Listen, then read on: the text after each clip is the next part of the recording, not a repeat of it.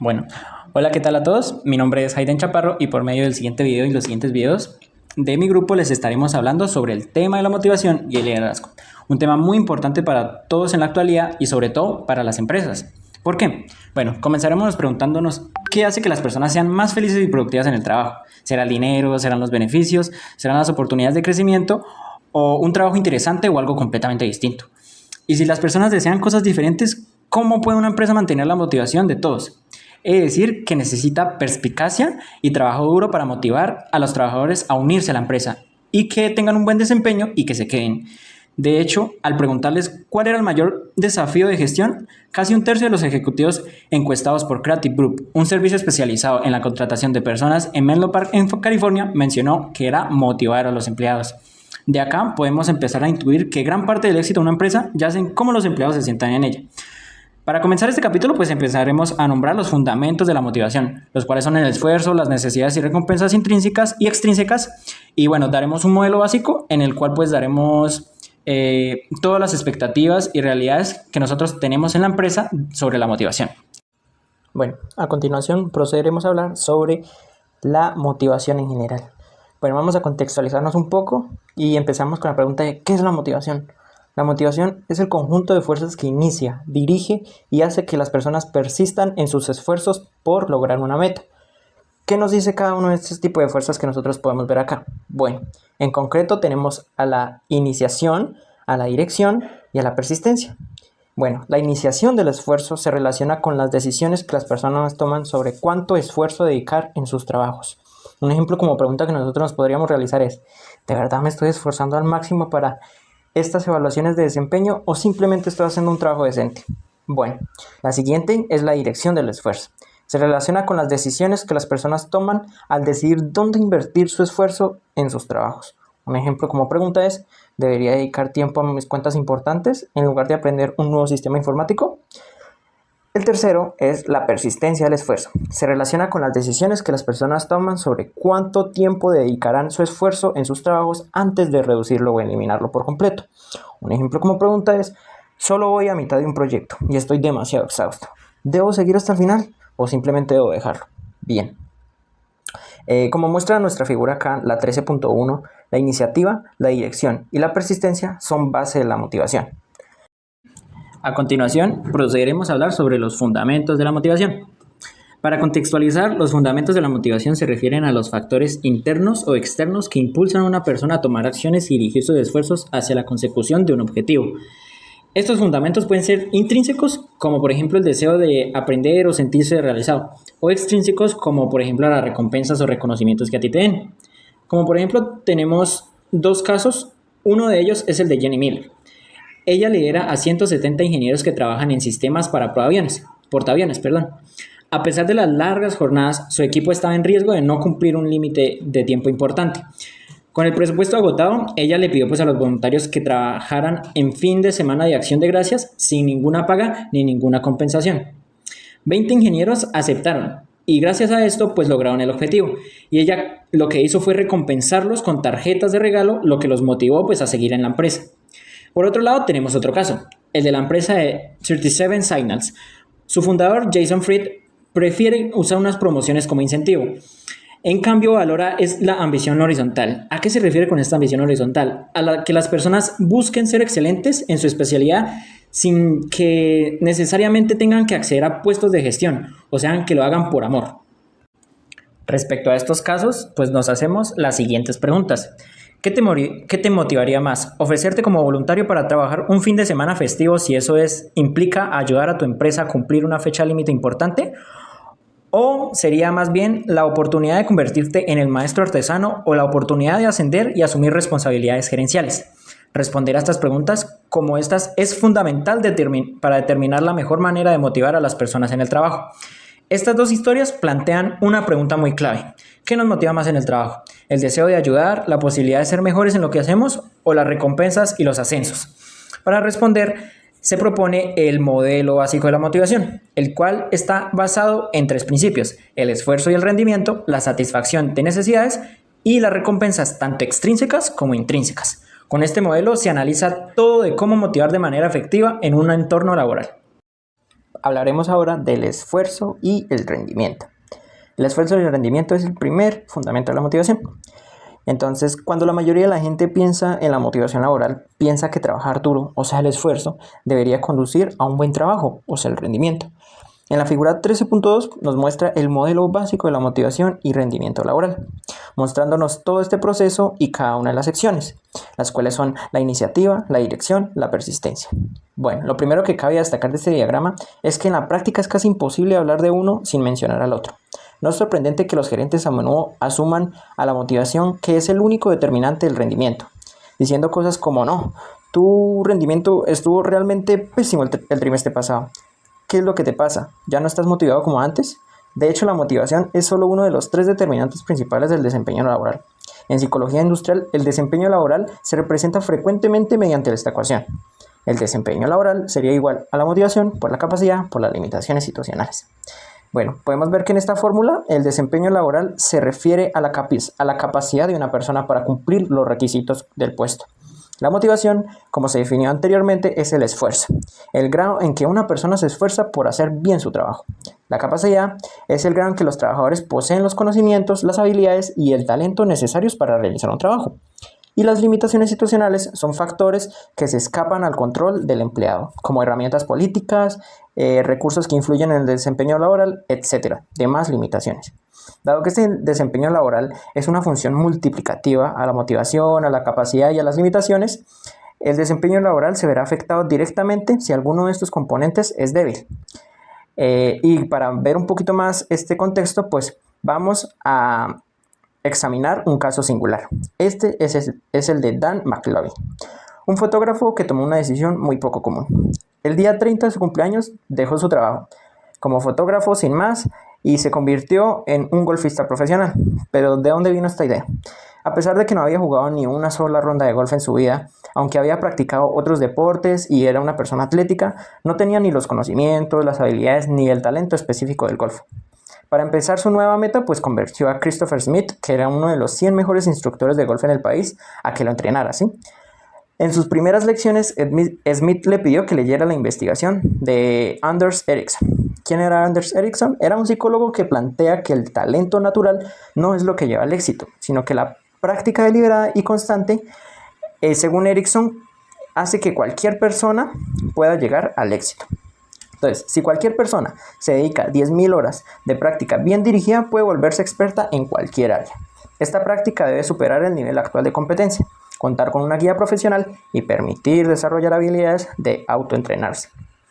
Para la mayoría de adultos, lograr 10.000 horas es muy difícil. Sin embargo, pues Dan contaba con algunas ventajas. Había dejado su empleo, tenía ahorros suficientes, una pareja con un trabajo estable y algunos patrocinadores que lo apoyaban. Es decir, que no enfrentaba las limitaciones externas, o también, como lo llamamos, las limitaciones situacionales, para que esto no pudiera frenar su progreso. Bueno, entonces la gran incógnita que se refiere en todo este problema es si realmente él estaría motivado a seguir practicando el golf. Bueno, lo que pasaba era que su historial mostraba cierta inconsistencia. Había abandonado el atletismo, sus estudios universitarios y sus empleos después de un año los dejaba. Por eso era como difícil creer que él podría lograr esto, pero él se comprometió seriamente y creó el Plan Dan, que consistía en practicar golf 6 horas diarias, 6 días a la semana durante 6 años. Aunque las probabilidades de llegar al PGA Tour son muy bajas, o sea, pues al disciplinado del golf, solo 125 cupos entre los 27 millones de golfistas accedían a este. Casi nadie seguía un plan tan disciplinado como lo hizo Dan. En su caso, se ilustra que el desempeño depende de los 3 factores principales: la motivación, la capacidad o la habilidad y las limitaciones situacionales. Si cualquiera de estos elementos falla, como bien ya lo había dicho, el rendimiento se ve afectado directamente. Seguiremos ahora con el segundo fundamento de la motivación, llamado la satisfacción de necesidades. En la figura 13.2, pues mostramos el modelo básico de la motivación, en el que el esfuerzo conduce al rendimiento laboral. Pero muchos gerentes quieren saber qué conduce a este esfuerzo e intentarán casi cualquier cosa para encontrar la respuesta. Los gerentes quieren saber qué impulsa el esfuerzo en los empleados. Para motivarlos, muchas empresas ofrecen múltiples beneficios únicos, desde servicios de consejería, por ejemplo en SS Johnson, vacaciones generosas en Amgen, días libres ilimitados en Netflix, hasta bares dentro del trabajo como en Miller Brewing Company. Sin embargo, más allá de estos incentivos, lo que realmente impulsa es el esfuerzo de estas personas, son las necesidades humanas insatisfechas. Hablaremos de ella. Como pueden ver, los empleadores harán casi cualquier cosa para motivar a los empleados a esforzarse mucho más en su trabajo. Las necesidades son requisitos físicos o psicológicos que deben satisfacerse para garantizar la supervivencia y el bienestar. Como muestra en el lado izquierdo de la figura que vemos acá, la 13.3, la necesidad insatisfecha de una persona crea un estado interno de tensión incómodo que debe resolverse. Un ejemplo de esto es que si normalmente se salta el desayuno, pero luego se tiene que trabajar durante el almuerzo, es probable que tenga tanta hambre al final en la tarde que lo único que lo motive sea buscar algo de comer. Así pues, según las teorías de las necesidades, las personas se motivan por las necesidades insatisfechas. Pero una necesidad insatisfecha deja de motivar una vez esté satisfecha. Cuando esto ocurre, las personas se sienten ya satisfechas y no muestran un lado como de interés hacia la motivación. Esto lo podemos ver en el lado derecho de la figura 13.3. Cabe aclarar que a lo largo de este capítulo, a medida que nosotros desarrollemos el modelo básico, las partes del modelo que nosotros ya hayamos visto las vamos a sombrear de un color azul. Por ejemplo, ya que nosotros analizamos la parte de esfuerzo y rendimiento, en el modelo lo vamos a sombrear de un fondo azul. Y al agregar nuevas partes, que pues lo irán haciendo mis compañeros a la continuidad de los siguientes videos, los componentes que se vayan agregando pues se van a mostrar de un fondo de color blanco. Y bueno, siguiendo con el hilo, dado que las personas se motivan por necesidades insatisfechas, los gerentes deben comprender cuáles son esas necesidades insatisfechas y abordarlas y solucionarlas. Esto no siempre es una tarea muy sencilla, hay muchísimos factores. Sin embargo, debido a diferentes teorías de las necesidades, sugieren que hay diferentes categorías de las necesidades. En la figura 13.4 nos muestra las necesidades en 3 teorías de necesidades muy bien conocidas por todos. Bueno, ahora pues explicaré cada una de ellas. La primera es la de la jerarquía de necesidades de Maslow. Él propuso 5 niveles de necesidades, desde las fisiológicas, como lo es la comida y el agua, pasando por la seguridad, la pertenencia, el estima, hasta llegar a la autorrealización, o sea, alcanzar el máximo potencial. Las personas se motivan primero por las necesidades más bajas o las más básicas, y una vez satisfechas pues van subiendo una a una las siguientes. Listo. La siguiente es la teoría ERG de Adler. Simplifica la jerarquía de Maslow en 3 categorías. Entonces, ahora las fisiológicas y las de seguridad están en una sola, llamada la existencia. La pertenencia ahora se llama relación. Y el estima y la autorrealización ahora se llama el crecimiento. Pues a diferencia de Maslow, Adler afirma que una persona puede estar motivada por varias necesidades al tiempo y que puede retroceder si una necesidad es superior o no se satisface. La siguiente es la teoría de las necesidades aprendidas de McClelland. Sostiene que las personas se motivan por necesidades aprendidas socialmente, como lo es la afiliación, o sea, el ser aceptado. La siguiente, el logro, alcanzar las metas. Y la siguiente, el poder, influir sobre los otros. La motivación varía de persona a persona y se aprende con la experiencia. Esto es lo que nos habla él en su teoría de necesidad. Listo, entonces, como podemos ver, la situación se complica bastante. Aún más cuando nosotros consideramos las diferentes predicciones de estas teorías. Pues según Maslow, las necesidades se originan en una jerarquía, lo que va de lo más bajo, lo fisiológico, a lo más alto, la autorrealización. Dentro de esta jerarquía, las personas se motivan por sus necesidades insatisfechas más bajas. Y a medida que pues van satisfaciendo una a una, van ascendiendo en la jerarquía. Desde, pues como ya lo dije, las fisiológicas hasta la autorrealización. En cambio, Adler afirma que las personas pueden estar motivadas por más de una necesidad a la vez.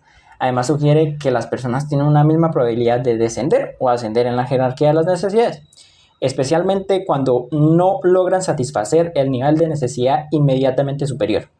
En cambio, McClelland argumenta que el grado de motivación de determinadas necesidades varía enormemente de una persona a otra, ya que algunas se motivan principalmente por el logro y otras por el poder o la afiliación. Además, McClelland afirma que las necesidades son aprendidas, no innatas. Por ejemplo, los estudios demuestran que los hijos cuyos padres, pues, dueños de alguna empresa, ocupan un puesto directivo y que ocupan un puesto directivo son mucho más propensos a tener una alta necesidad de logro. Por tanto, con tres conjuntos diferentes de todas estas necesidades y todas estas tres ideas que son bastante distintas sobre cómo motivar, pues nos hacemos una gran pregunta: ¿cómo podemos ofrecer una respuesta práctica a los directivos que solo quieren saber qué conduce al esfuerzo? Afortunadamente, gracias a la evidencia científica, la podemos simplificar un poco más. Para empezar, los estudios indican que existen dos categorías básicas de necesidades. Como lo muestra en la figura 13.4, las necesidades de orden inferior se refieren a la de seguridad y a la de requisitos fisiológicos y de existencia, mientras que las necesidades de orden superior se refieren a las de a las de relaciones, o sea, pertenencia, parentesco o afiliación. Los desafíos y los logros se relacionan con la estima, la autorrealización, el crecimiento y el logro. La influencia se relaciona con el poder. Y esto hace que los estudios generalmente demuestren que las necesidades de orden superior no motivarán a las personas mientras las necesidades de orden inferior permanezcan insatisfechas. Bueno, por ejemplo, pues vamos a imaginar que te graduaste de la universidad hace 6 meses y todavía estás buscando tu primer trabajo. Con el dinero escaseando, o sea que probablemente estés viviendo con tus tarjetas nomás de crédito y la posibilidad de tener que volver a vivir con tus padres no te motivan, pues ¿qué harías? Entonces tus necesidades básicas de alimentación, alojamiento y seguridad te impulsan tus pensamientos, comportamiento y decisiones en este momento. Pero una vez consigas ese trabajo y encuentres un lugar que sea propio tuyo, eh, para que vivas y ahorres algo de dinero, estas necesidades básicas deberán disminuir en importancia a medida que empieces a pensar en hacer nuevos amigos y aceptar tareas laborales que sean desafiantes para ti. De hecho, una vez satisfechas las necesidades de orden inferior, las más bajas, es difícil para los gerentes predecir qué necesidades de orden superior motivarán el comportamiento. Algunas personas estarán motivadas por la afiliación, mientras otras lo estarán por el crecimiento, la autoestima, etc. Además, la importancia relativa a las diversas necesidades puede cambiar con el tiempo, pero no necesariamente con un patrón predecible. Esto es algo que varía bastante. Entonces, ¿qué lleva al esfuerzo? En parte, las necesidades sí lo hacen. Bueno, después de analizar todo esto, veremos ahora en las siguientes secciones 1.3 y en la 1.4 y analizaremos cómo los gerentes pueden usar lo que nosotros ya sabemos de estas teorías de